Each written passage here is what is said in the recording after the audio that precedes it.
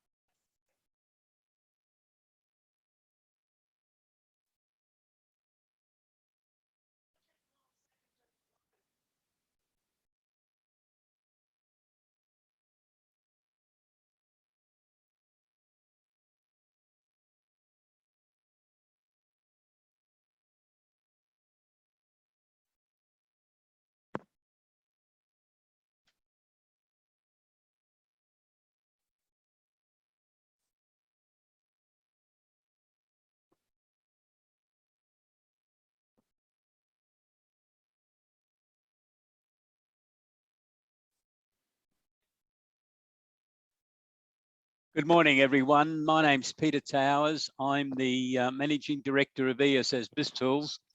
Welcome to this webinar today, where we're going to look at diversifying accountancy services. Why would you do it?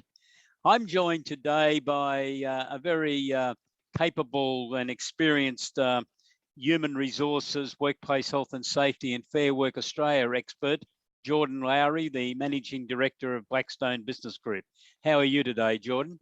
Great, Peter. Happy to be here. Thanks for having me. Thank you. And we're going to work through the issues relative to diversifying accountancy services. And Jordan's going to be making some expert commentary on various aspects of what's included.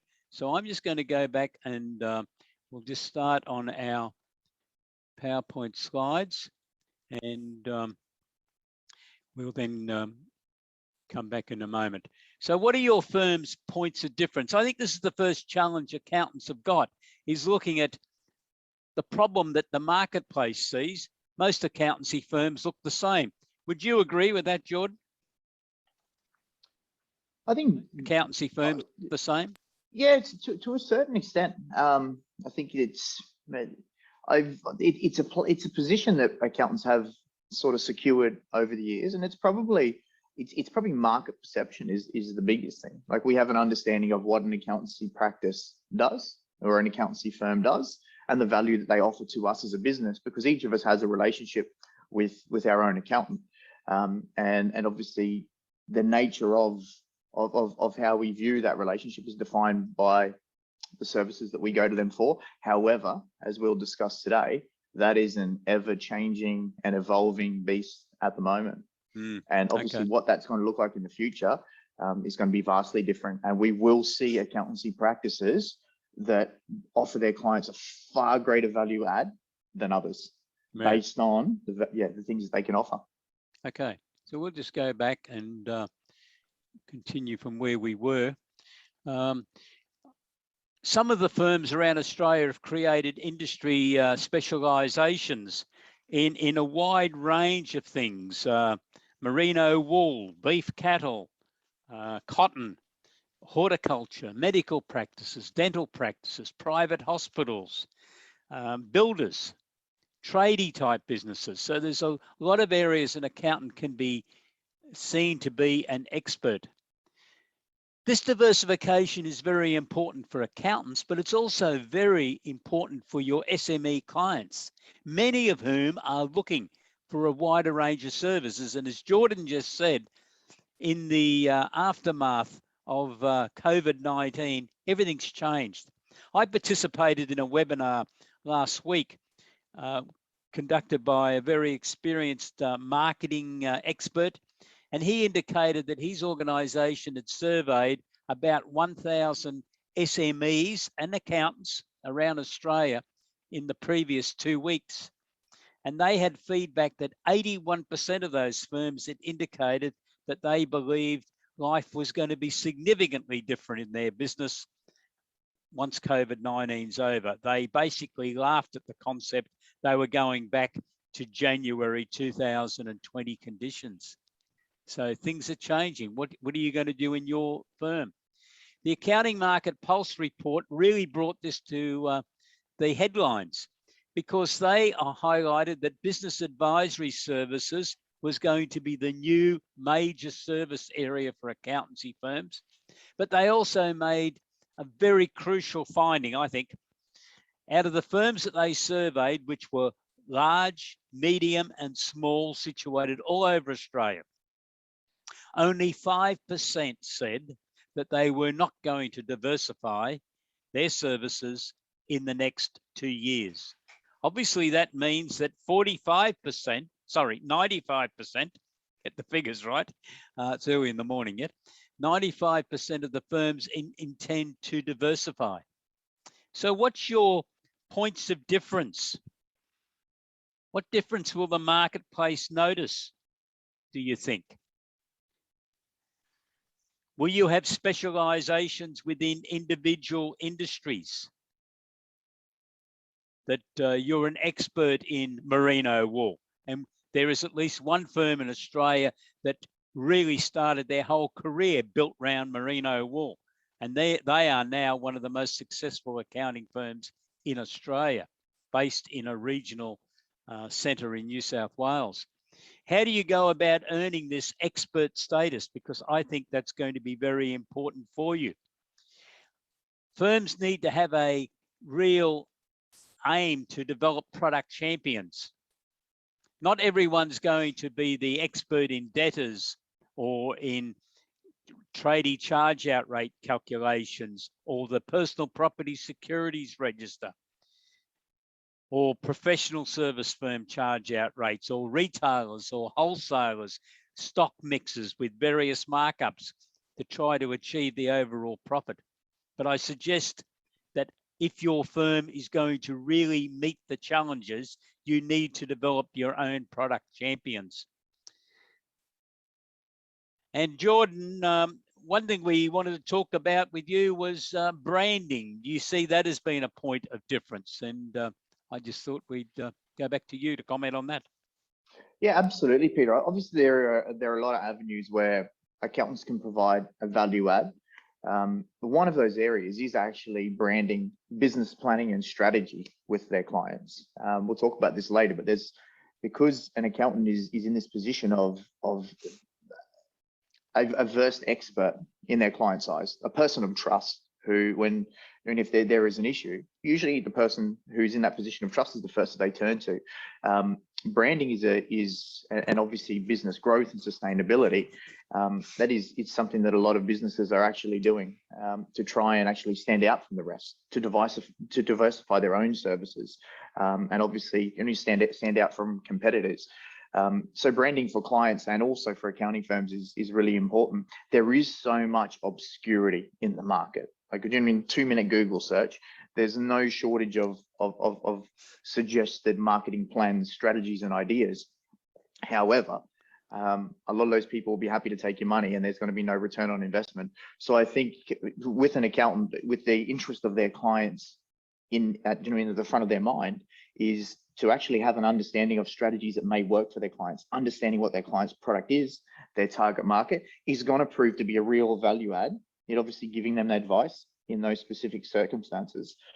So with that, I think, Peter, yes, so we will talk about this today, but accountants actually being content experts or having trusted relationships or relationships with trusted parties who can actually deliver that tailored advice is going to be a massive value add from themselves to their clients, which means there's longevity and sustainability in the relationship between accountant and customer or client. Okay, very good. Okay, so we'll just go back to the slides and continue on.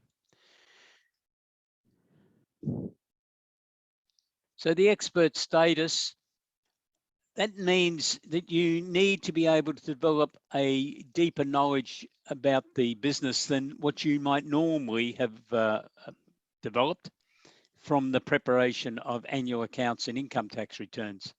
The challenge to offer a virtual CFO or even just an accountant's role in one of your clients' organization is that you have to be able to dig down into the figures, understand what how the business operates.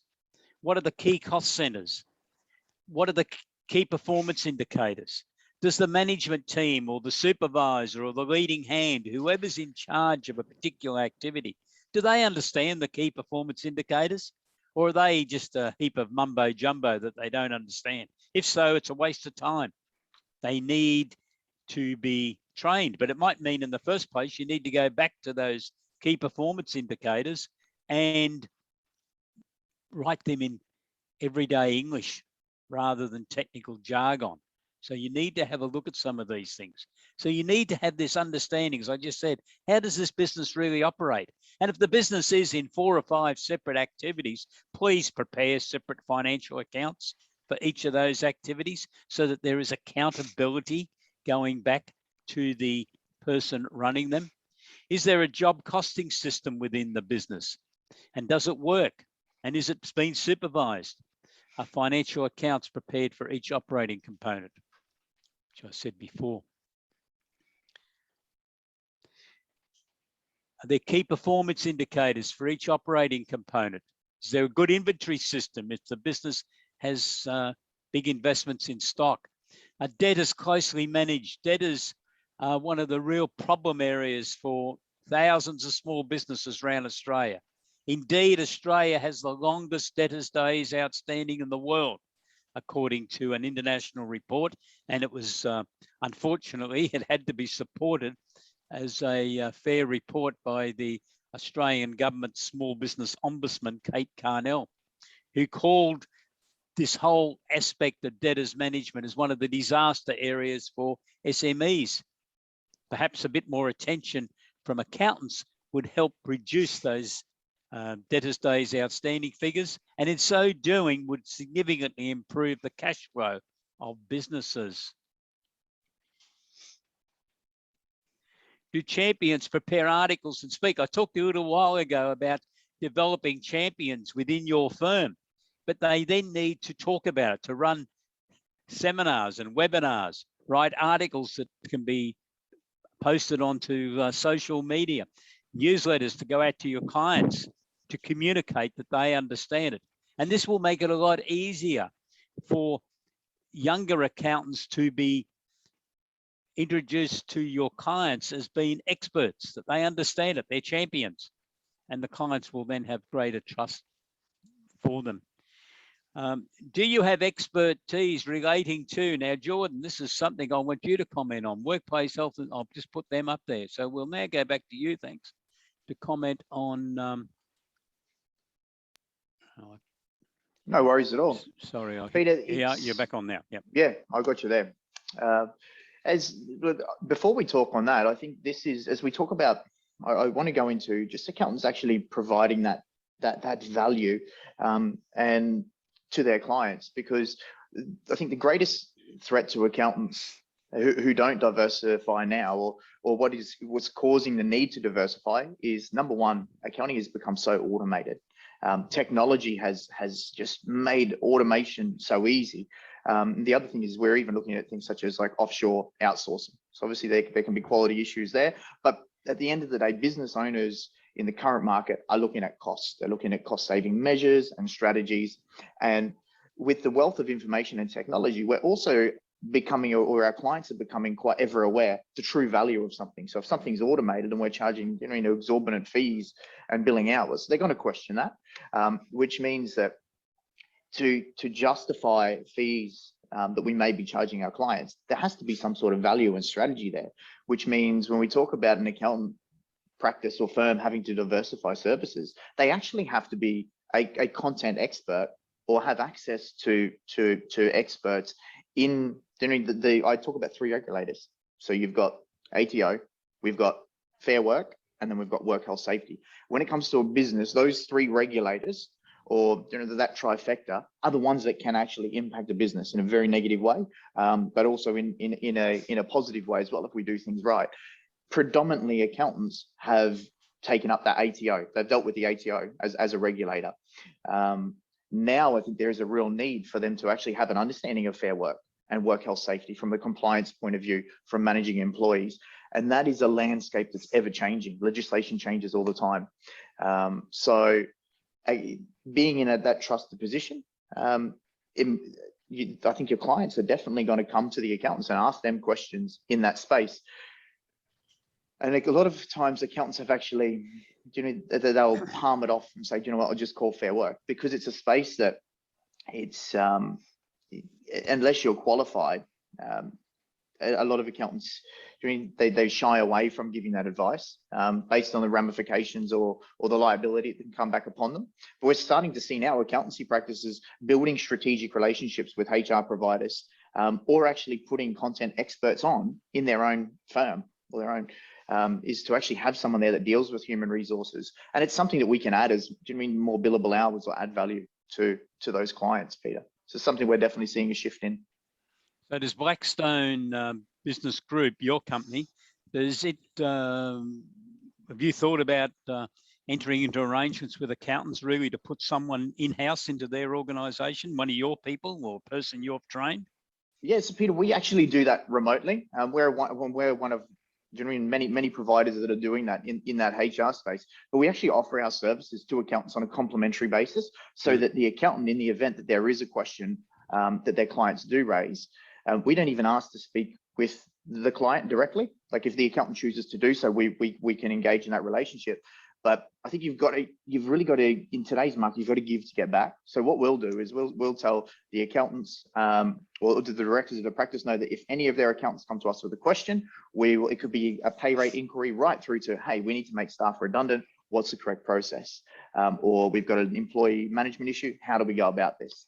And we will offer that advice verbally or in writing, and then they can give that back to their clients. And then should they want to pursue that relationship further, or say, hey, you know what, we actually see that you need contracts updated, or you need policies, or a potential support partner moving forward, we would then chat to them. So, but I think it's really good for accountants to have that, not only as a value add, but as a mitigation of risk. Yeah. Okay. Righto. Thanks, Jordan. So hopefully our viewers are really getting some benefit out of this as we discuss these strategies of diversification. It's just not a matter of you doing things on your own, is it, Jordan? You know, they can develop a team of other experts to help them. So we'll just go back to the PowerPoints again, and I'll just keep on going through. So I think accounting firms need to be aspiring for this expert status beyond taxation. Obviously, you're already experts in taxation and perhaps insolvency law and financial planning, depending on what your firm's doing. But there are other challenges.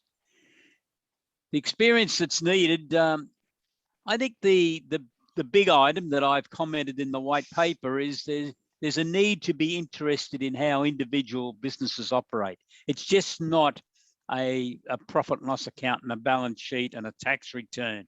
You have to have a real interest, an appreciation and understanding, and an awareness of what is happening in the broader business community.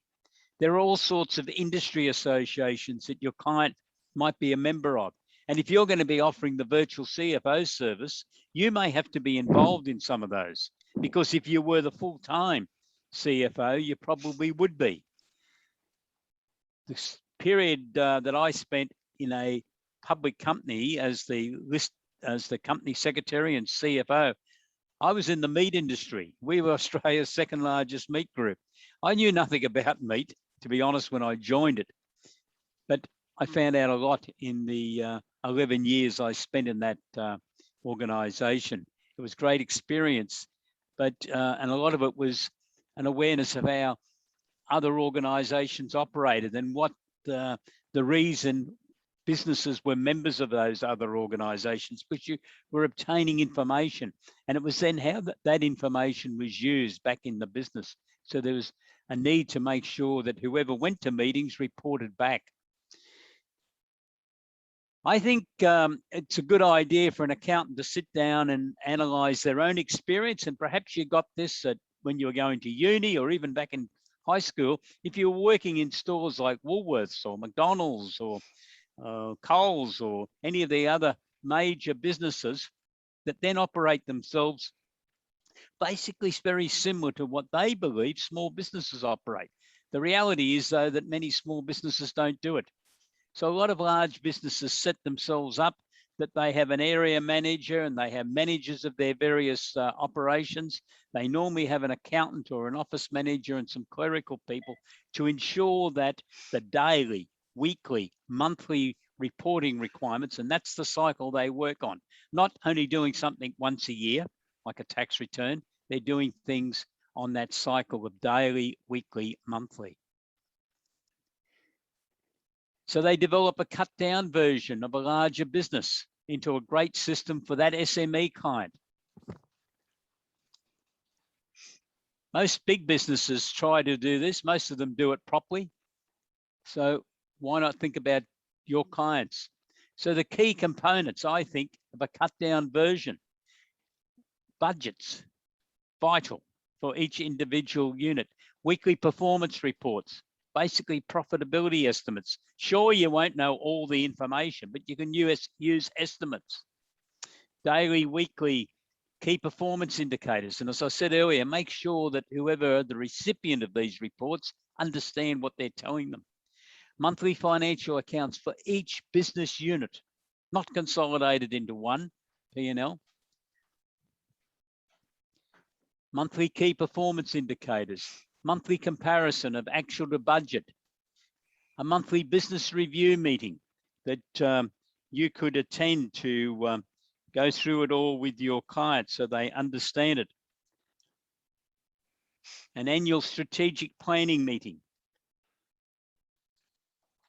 And Jordan, one of the thoughts I had here this morning when I was writing some notes was, and we might just go back to you, is looking at, should we have in that list a team member overview, that because in a larger organization, they would have a senior executive in charge of the whole human resources activity. Should a report on the team, the morale, the training, the absenteeism, the injuries, workplace health and safety issues be going to that monthly business review meeting? It's, Pete, I think in business, and accountants would agree with this, it's always good to know your numbers. So any numbers are going to be a value add there. I think spending time and understanding your business or a business owner will give you a clear indication of sort of staff morale and the team environment, and especially with things such as working from home. I think getting an indication of employee engagement and productivity is really important. There's a number of apps that can assist us with that. But I do want to weigh in on some of the things that you've previously mentioned there too, Peter, and obviously where accountants can assist their clients. So we think of we think of our client base, and it could be a hairdresser, it could be a large civil construction company, it could be a dentist, right? And they're good at what they do, right? At the field that they focus in a number of times. They're good at cutting hair, they're good at digging holes, they're good at pulling teeth. A lot of times that they actually rely on an accountant to actually make them aware of their numbers and to bring value in the areas that they're not strong in. And a lot of people we see out there, and we've got over 4,000 clients, Peter. A lot of my clients, I spend a lot of time with them individually. They're really good at what they do, whether that be digging holes, building houses. They're really bad business people. To a certain extent. That sounds really bad, but the thing is, they really rely on people like ourselves and their accountants to actually be an accountability partner in the areas where they're not as strong. And with that good support network, they actually run really successful and really effective businesses. However, they can't just be relying on a once a year. Let's get together. Let's talk about doing the business planning. Like you said, there should be more regular touch points and engagement, such as, and this goes into that whole value add category, is how often are we touching base and saying, okay, so what's the strategy? Are we having a monthly strategy meeting to say, here's the numbers, where do we do well, and what can we do better moving forward? What's our plan for next month? And that way, when we do our annual meeting and that annual strategic review, you're in a much better position, most likely financially, and with an understanding of the business, as well as your clients' buy-in and engagement. Because if we talk about value adding, being an accountability partner is essential, I think, in the longevity and sustainability of your client and the client and accountant relationship. Okay, so that's very good. And I like that terminology, accountability partner. I'm writing it down, and I have some of our viewers are also doing the same thing.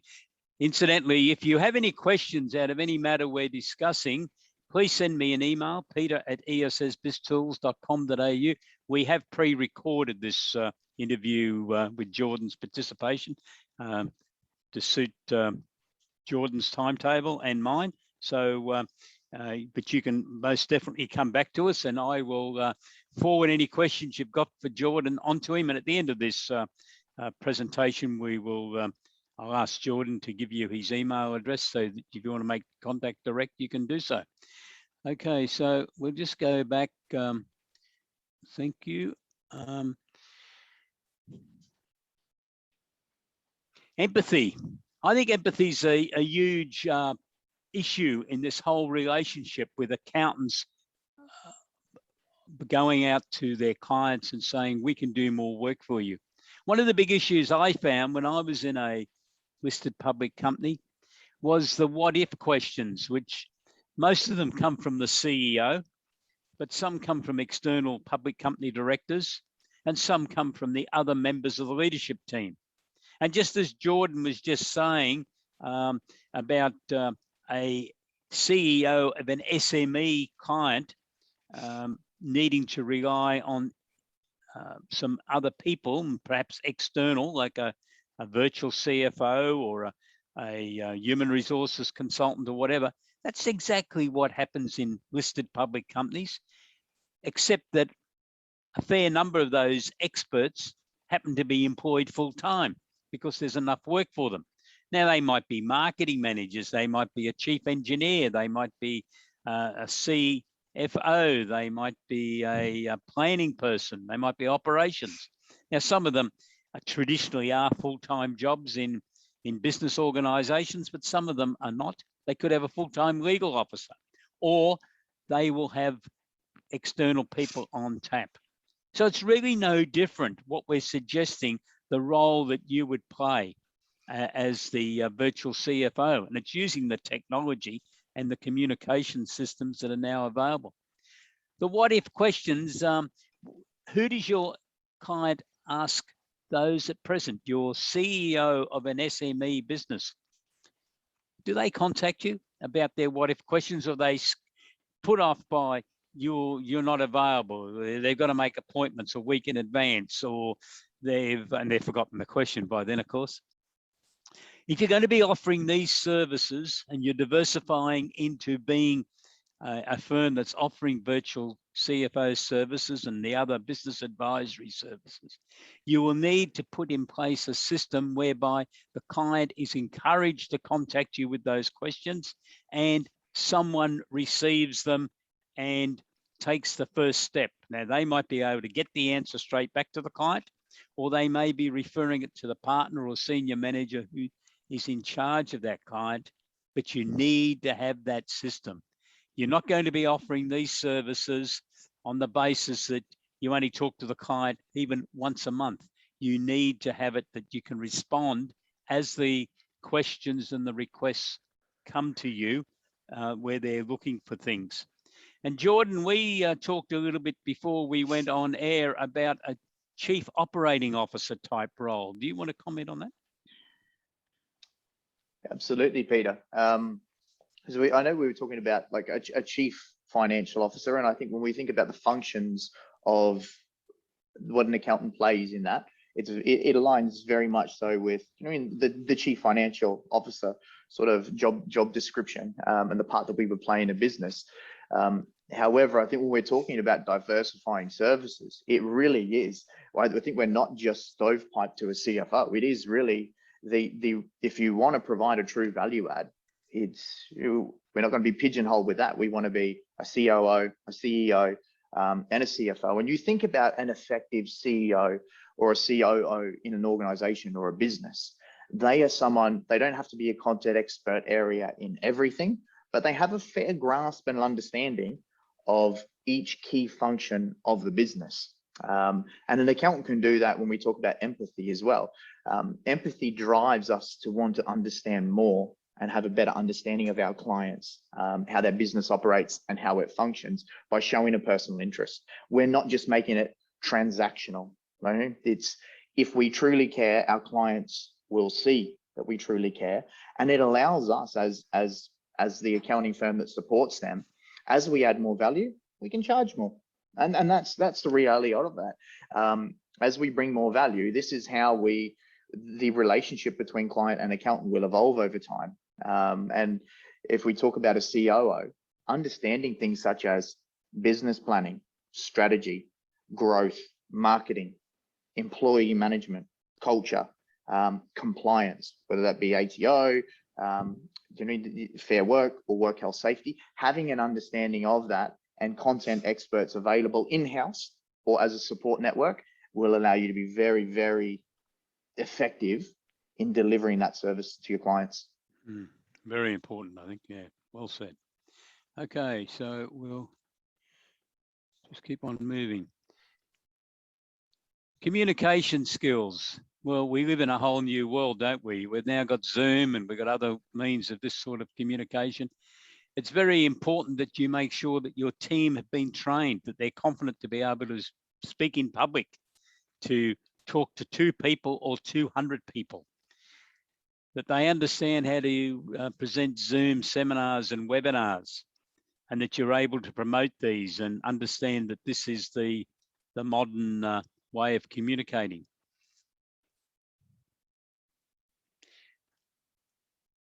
We need to continue to promote, and if you're going to offer diversified services, I think one of the big challenges that a lot of accountants are facing is that there is not instant recognition by clients or even prospects that you're now able to offer a business advisory service or offer a virtual CFO service.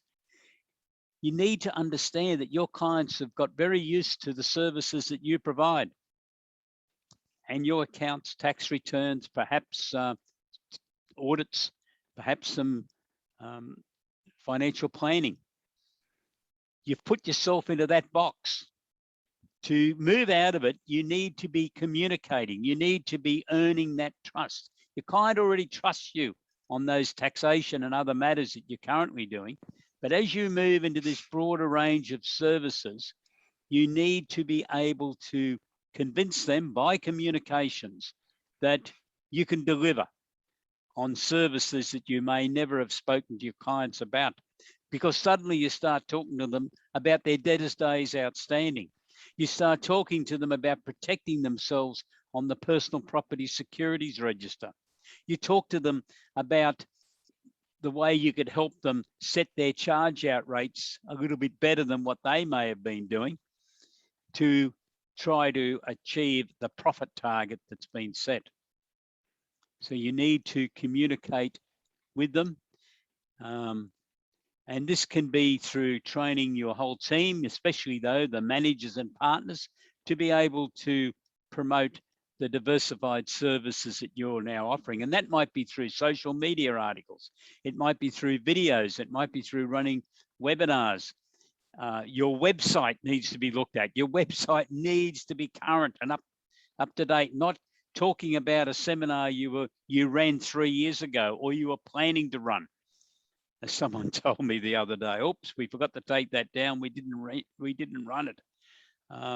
But it looks a bit odd when it's still on a website 3 years later, if you're marketing yourself as being a forthright business advisory firm.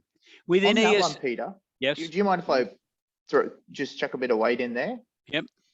I think it's, Peter, I've actually seen from yourself that you've got checklists for accountants to actually use when they look at their client's business. And I think that's a really good segue for accountants to actually start this discussion. Because if we just assume that they're going to ask us about sort of what services we offer outside of those traditional accounting services, it's never going to happen. So usually we would need to be the one that initiates the conversation. So what I think a really good way to do that is actually to touch base with those clients and actually do like a little bit of a business audit, such as, let's have a look at, not just the accountant's website, but you look at your client's website. Is it up to date? Is your logo modern? Is it current? Let's do an audit of your employment contracts. Let's see if they're up to date. Are there policies and handbooks in place? Do you have a work health safety policy? Right through to, do you have a business plan? When's the last time you did a business plan? That's a big question. Like a proper business plan, or when's the last time you looked at your business plan? There'll probably be some answers that say we have not done it for 3 years. Some people who have never done it. And then actually, once we've done that, that will give the accountant or the bookkeeper a really good lay of the land as to what potentially needs to be done. And then I would qualify that based on, and chat to the client and say, so which of these areas do you think as a business owner, here's some areas of concern, which if you could change tomorrow, or we could start tomorrow to actually, you think would have an impact on your business in a positive manner. And then the accountant has the ability to say, well, we actually believe we can help you with area A, B, and C, which is value add, potentially, more billable hours. And it's going to start that journey and that process of evolving that relationship outside of those traditional services. That would be the strategy that I would utilize. And I think it's a strategy that you can monetize quite quickly. But the thing is not, you're not just monetizing it and doing this to make money. It is about that relationship, and the clients will pay you for that value. Yeah, well said, and thanks very much. Okay, we'll just.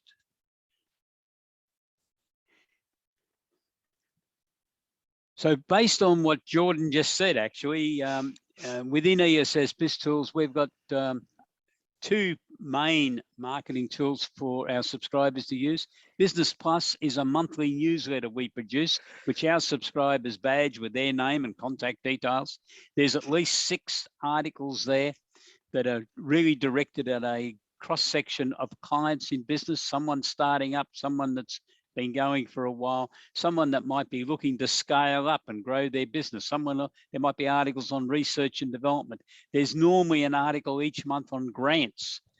Do you know, if you're an exporter, that the Export Market Development Grant has changed and from 1 July this year? And if you're wanting to claim in this new financial year, you have to apply now. Applications opened on the 16th of August and are still open under the 30th of November for what you want to spend in this current financial year on Export Market Development Grant. So there's always articles on issues. And what we suggest is the accountant looks at these articles and decides which clients could be interested in particular in individual articles, and then follow them up 4 or 5 days later and talk to them. Go and have a conversation, because this is how you will alert your client that you know something about a grant that they might be interested in, or a particular business problem that they have. And the other issue is the SME Needs Analysis. This is series of questions to get your client thinking and asking questions, covering a whole range of issues. Are they satisfied with their business? Are they making enough money? Are they thinking about succession planning? Do they need more funding in the business? Could they look at trying to raise capital from the public as a crowdsourced funding equity raising company? Have they heard that their competitors are getting grants? Do they know anything about grants? Invariably, they'll then complain that their accountant doesn't tell them about grants. So there's a whole range of issues here that the SME needs analysis unlocks by having a conversation. The best way to do it is to make an appointment with your client and sit down with 1 or 2 cups of coffee and work your way through the issues. And I don't think you've been trying if you don't come away with at least an assignment that's going to take you 5 or 6 hours to prepare, to be honest, because most SMEs are looking for additional services. They don't want their accountants just to provide them the annual accounts and tax return. They need more help.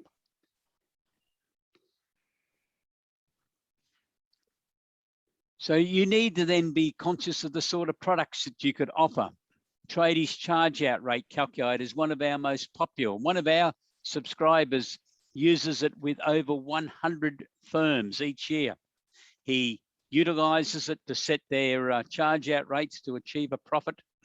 He then suggested that they have to produce monthly financial accounts, and he sits them down for a business review meeting. So he's getting somewhere between $5,000 and $6,000 extra on 100 clients than what he was getting for the annual accounts and the tax return. That's $500,000 to $600,000 extra out of tradie clients, and they're very happy because they've got their own CFO in there helping them to better run their businesses. We've got charge out rates for professional firms, very similar to the tradies. We got a process which will help retailers or wholesalers analyze the stock mix and markup rates to achieve a targeted profit. And we've been talking at some length today about the virtual CFO service, which really covers a whole range of matters. But it doesn't mean that you're sitting there actually writing journal entries or doing computer postings. CFOs don't do that. It's looking at the broader context. How's all this fit into the broad business plan and the forward financial projections for the business? And especially those clients who want to scale up. What's scaling up mean? Someone's currently got a $1 million turnover and their vision is to have a $5 million turnover in 3 years. That's a journey getting to there. They will need money. A lot of them don't realize that, because as you grow a business, you need more money because you end up with debtors getting bigger and bigger, bigger inventory levels, perhaps new premises. It all costs money, and you can help them. I think you should go with them on that journey, not just send them on their way to somewhere else. That's no way to get a new set of skills in your accountancy business. Debtors management strategies we've talked about. Analyzing even the very small businesses. How can you help them to grow? Because they need to grow if they're going to survive. Otherwise, within 3 years, they will be broke. One of the big opportunities we have in Australia now is what I call the innovation journey, because finally our governments have woken up that we need to be developing our own R&D. We read in the Financial Review nearly every day now about another Australian company that's produced 30-year-old billionaires. That's unbelievable when you go back a few years ago. It used to take people, families, generations. The Murdochs, the Packers, took generations to develop the billions of dollars within those family groups today. Today, through technology, some people are doing it in 10 years. Have you ever thought about helping your client on that innovation journey? And not everyone's becoming billionaires, of course, but some people are becoming very successful. It starts with research and development. Within ESS BIZTOOLS, we've got packages to help you undertake the research and development. They then will probably be very interested in trying to apply for the Accelerating Commercialization grant. If you don't know what that's about, you need to, and we can help you get that understanding, because it's one of the crucial grants in Australia. It's up to $1 million. to help with commercialization. And perhaps your client, if they're small enough and young enough as a company, not as the individuals, might be interested in the early stage innovation company status, which is very attractive to investors. Or if they're a bit bigger, crowdsource funding, equity raising. They can raise $5 million in 12 months from the public. But they're going to need your assistance on the preparation of a business or a strategic plan. Jordan's talked about this business planning concept a few times today. It's very important. That's why he's saying it. He's an experienced business operator. And they need the predictive accounting, which is the new term which we've coined, looking for the projection of budgets, cash flow forecasts, and projected balance sheets. What's the financial picture that the business plan creates? You know, let's now go and have an artist put it into a painting. This is what this document, which might be 30 or 40 pages in a business plan, this is what it looks like in a financial projection. It's very important, and it's a lot easier for a lot of your clients to understand it. So you can help your clients in that journey. This is the opportunity for you to offer virtual CFO services. What do you think about this innovation type concept, Jordan, and helping clients on that? Yeah, no, I think it's really important, Peter. Like you've said, there are a number of avenues that our clients are probably not aware of. Like you said, you know, there's crowdsource funding, there's ways to get finance, and money makes money, or access to money makes money. So I think accountants having an understanding of that for their clients it's good on a couple of fronts. Number one, it's an easy touch point, and it is that value add. And number two, it saves your clients going to the market without you, doing a Dr. Google search and potentially getting burnt by a lot of people out there. Happy to take your money, but it doesn't mean you're going to get a return on that investment. You know, it could be high interest rates, a number of factors. So actually letting clients know that, hey, in the event that we want to do this, and being proactive about that approach, they're going to get the right advice the first time is really important. So yes, Pete, I think it's very, very good. Okay, thank you.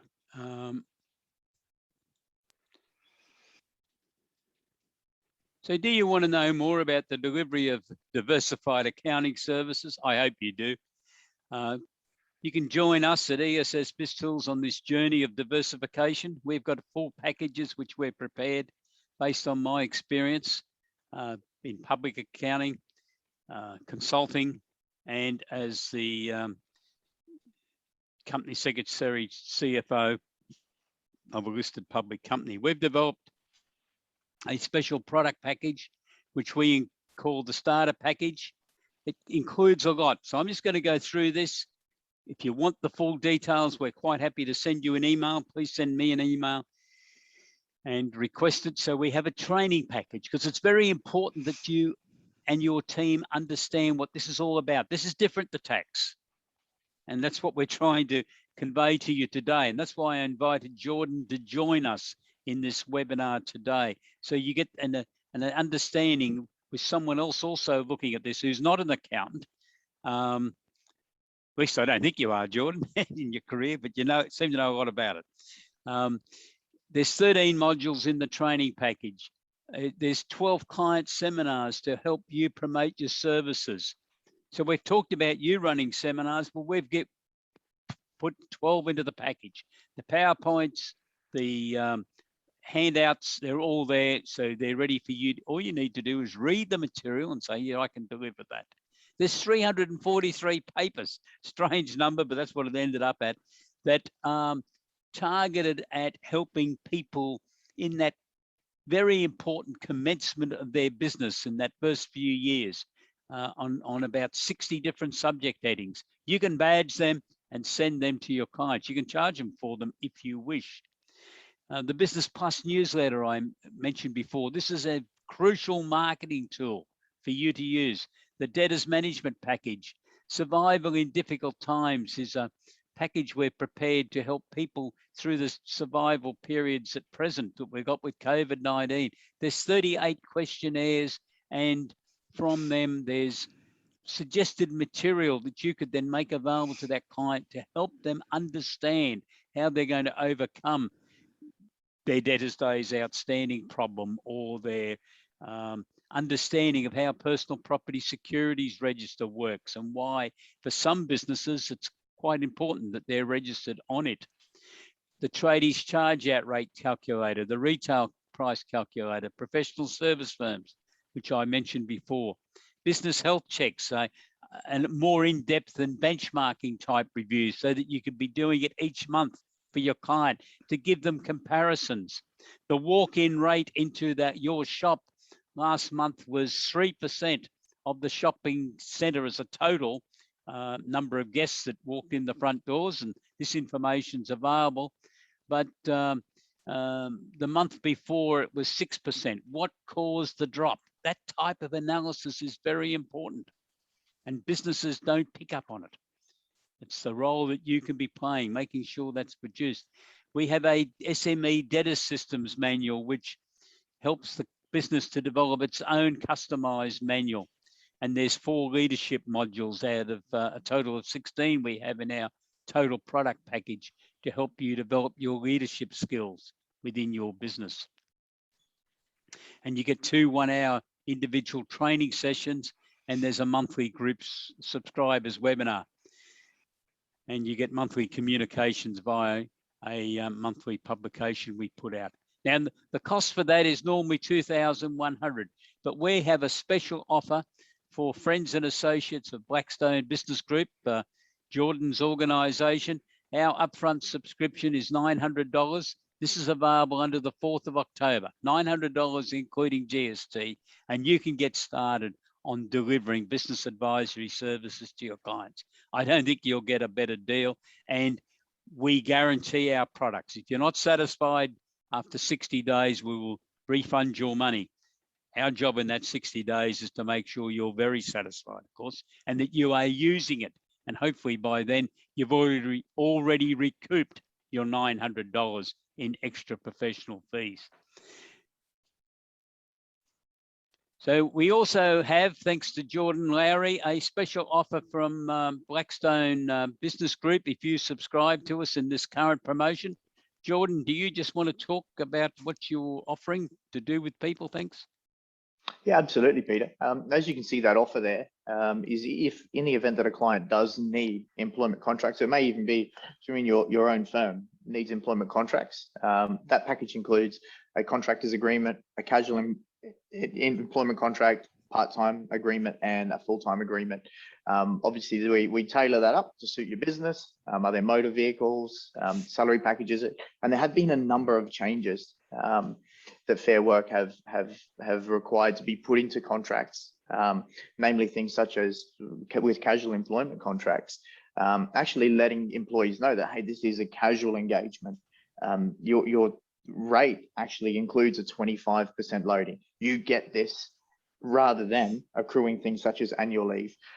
We've seen that because there have been a number of instances where there have been long-term casuals, and there hasn't been casual conversion offered. And then, so they've requested back payment, which is at the higher rate of pay, which includes that loading. So there's been a number of things that have happened like that. Salaried agreements need to state how many hours we've actually didn't calculate that agreement on. So in the event that we pay someone $100,000 and we require them to work 48 hours a week because it's a senior management position, we actually have to stipulate that in the contract. Because, and a number of times employers would say, you know what, it's $100,000, we're going to pay you to 38 ordinary hours plus reasonable overtime, because that was getting taken advantage of. We're seeing Fair Work now saying, well, no, if they're going to work 50 hours a week, and your contract says 38 plus reasonable overtime, well, you need to pay those additional 12 hours at penalty rates based on $100,000 across 38 hours. So the back pay arrangements over 6 months up to 5 years, as depending on how long someone's been engaged in the business, can be quite substantial. So really, really important to review your clients' contracts, their policies and procedures. And that's what we really wanted to offer, is to say, let us, if you want to send a copy through, we'll give you a detailed review of that. If they're great, we'll tell you. And in the event you want to take our suggestions and do it in-house, we have no dramas with that, but we've also priced it accordingly. So if you want to outsource that to us, we would be happy to help. Okay, well, thank you very much, Jordan. And to take advantage of Jordan's offer, there is a form on the ESS BIZTOOLS website, which I am coming to in a moment.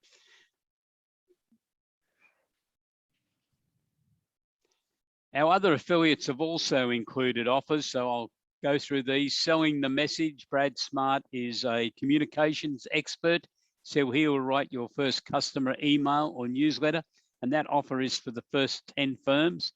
That's starting now, so if you are interested, you need to subscribe to ESS BIZTOOLS and get this application in. Smith Inc. Are running a Young Guns conference on the Gold Coast in February, and there's a discounted subscription fee that Mark Holton, the director of Smith Inc., has arranged. Cloud9 Associates, the director is Priscilla B. Smith. They have CPD hours at a discount, but the obligation is that you have to complete the review for them, and then you'll be reimbursed the cost of the small business concession course. Now, full details of all these offers are on our website, and I'll show you how to go there in a moment. Beyond Accounting Technologies, Paul Barnaby, he is going to offer a predictive accounting review. Normally costs $695 at no charge for the first 20 firms, starting now. Amanda Gascoigne Consulting. Amanda is offering a small and solo practice coaching session. No charge for the first 10 firms from now, and that have subscribed to the ESS BIZTOOLS promotion. So if you're interested in the full details of what's in those affiliate packages, which we're very grateful to Jordan and to the other affiliates that I've just gone through, please go to our website, www.essbiztools.com.au, and scroll down and select Learn about the other ESS BIZTOOLS products, and then you will see the affiliates offer there. And if you want to subscribe to ESS BIZTOOLS, you want to take advantage of this $900 special offer for friends and clients of Blackstone Business Group, please go to our website, www.essbiztools, and click on to subscribe to Business Advisory Services Starter Package. But you're getting a special discount that I've negotiated with Jordan. So please enter this code, BASSPPBG. I'll just repeat that in case you want to write it down. BASSPBBG. Now, if you forget it or you wrote it down incorrectly, just contact our office and we will get it to you. So it's 1-800-232-088, 1-800-232-088. If you need any further information on anything that I've discussed today or Jordan's discussed, please contact me, Peter at essbiztools.com.au, or telephone me. And Jordan, I'm just going to come back to you. Can you now just give your email or your contact details? Thanks. No worries, Peter. Anyone that wants to reach out can contact me directly on Jordan, Jordan, at blackstonebg for businessgroup.com.au. So that's Jordan at blackstonebg.com.au. Direct mobile number 0418 287 730, and happy to assist in any way that we can. And if you forget those numbers, you can just contact ESS BIZTOOLS and we will pass on the details for you. Jordan, thank you very much for joining us today. You have really brought to the fore your detailed business knowledge, and obviously the knowledge that you've developed as you have worked as a key consultant in this very important area of human resources, workplace health and safety, and Fair Work Australia. So thank you very much for giving us your time today. Thank you for having me, Peter. Really appreciate it. Okay. Thank you everyone for watching this webinar, and we look forward to talking to you again. hopefully when you've subscribed to ESS BIZTOOLS. Have a great day. And if you're in the lockdown areas, please be safe. And we look forward, hopefully, to not too far in the future where everyone can move around in Australia again on a safety basis. Okay, thanks, Jordan. Thanks, Peter. See Thank you all. you. Thank you.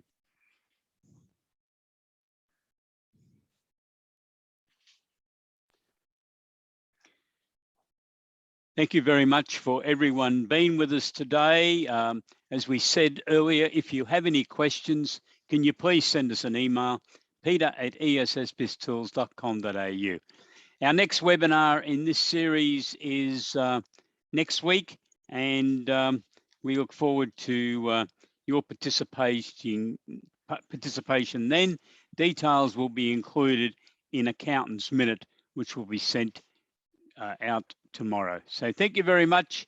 I hope you've enjoyed this presentation today, and wherever you are, please stay safe. Thank you. Goodbye.